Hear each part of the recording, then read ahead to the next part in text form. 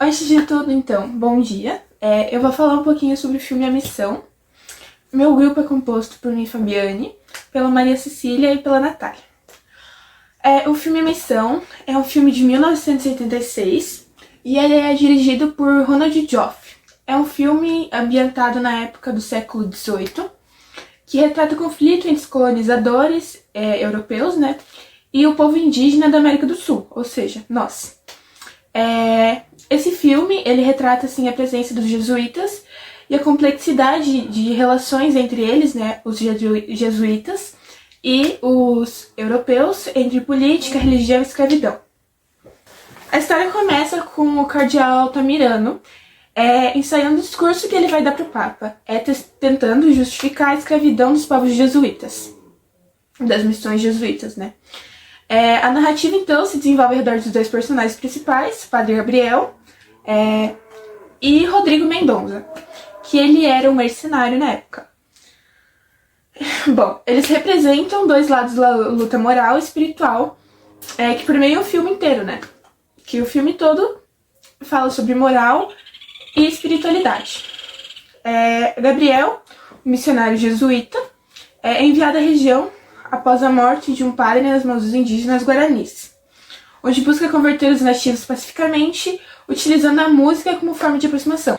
Bom, Gabriel, então, é um missionário jesuíta que é enviado à região após a morte de um padre nas mãos dos indígenas, né? Que uma das primeiras cenas do filme é o padre escalando as cataratas do Foz do Iguaçu, né? Que o filme é gravado ali. E chegando nas aldeias indígenas, e ele começa a tocar uma flauta para se aproximar dos indígenas, né? Bom, ele busca converter esses indígenas pacificamente, utilizando a música como forma de aproximação. Bom, então, como já dito, o Rodrigo Mendonça, por outro lado, totalmente diferente do padre Gabriel. Ele era um mercador de escravos, um mercenário, e que capturava indígenas para vendê-los à elite colonial, né? Ou seja, os europeus. A história de Mendonça fica cada vez mais profunda quando ele descobre que a sua esposa, ela tá tendo um caso, tá afim do irmão dele. E então, assim, ele se sente muito frustrado nesse momento, né? E ele pega, em outra parte do filme, a irmã dele com a mulher dele, perdão, com o irmão dele na cama. E os dois estão naquele ato, né? Eles já sabem o que aconteceu. Então, ele sai correndo do quarto onde os dois estão. E lá fora, o irmão dele fica provocando ele. E no ato de fúria e de estresse, ele mata o irmão dele. Então, o padre Gabriel, que entra na vida de Mendonça quando ele tá preso, e oferece a ele uma chance de se reconectar com o mundo espiritual e ganhar o perdão de Deus e o perdão dele mesmo, né? A penitência de Mendonça, o processo de penitência de Mendonça é um dos momentos mais marcantes, né?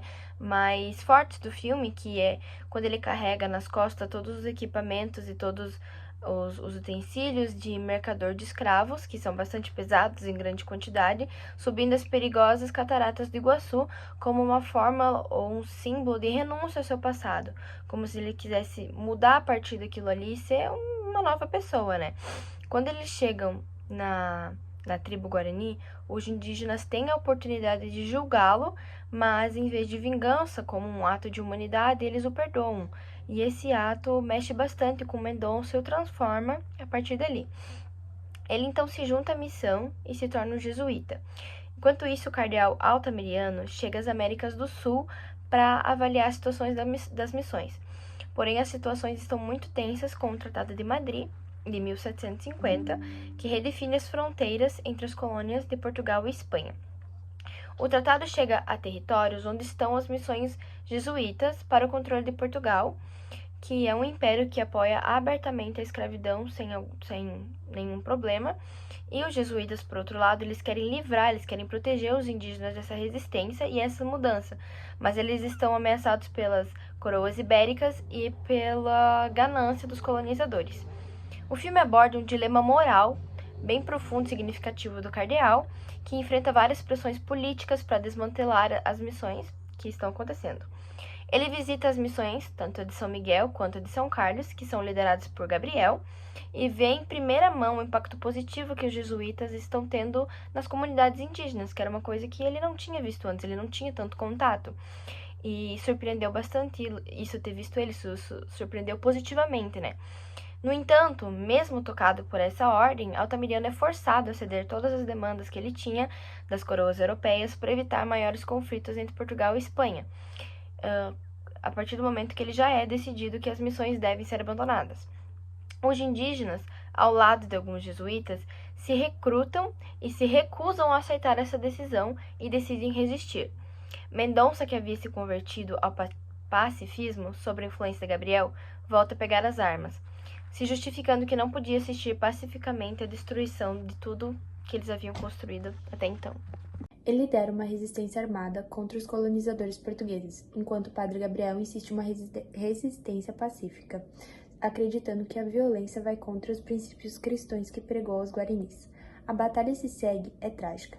Os portugueses, com o auxílio dos indígenas traidores, invadem as missões e massacram a população local. Mendonça morre lutando, enquanto Gabriel, carregando o sacrário e liderando uma procissão, é morto com os indígenas que acolheram e permaneceram com ele. A violência da invasão destrói não apenas as missões, mas também a esperança de uma convivência pacífica entre os colonizadores e os povos indígenas. No final, o cardeal Altamirano, ao lado de autoridades espanholas e portuguesas, refletiu sobre a destruição que ele permitiu. Ele expressa arrependimento, questionando se tudo aquilo foi realmente necessário, mas admite que as forças políticas e econômicas compeliram a tomar essa decisão. A reflexão final é profunda, evocando as consequências do colonialismo e o papel da Igreja nas injustiças cometidas contra os povos indígenas. O filme é notável por sua trilha sonora inesquecível, composta por Ennio Morricone, que amplifica a carga emocional e espiritual da história. Além disso, a cinematografia de Chris Menges, com sua paisagem exuberante das florestas e cachoeiras da América do Sul, cria uma sensação de grandiosidade e transcendência. A Missão é uma obra que mistura temas de fé, redenção, violência e devastação causada pelo colonialismo, deixando o espectador a refletir sobre os dilemas morais e os efeitos de escolhas feitas em nome da política e do poder. É isso, obrigada por assistirem.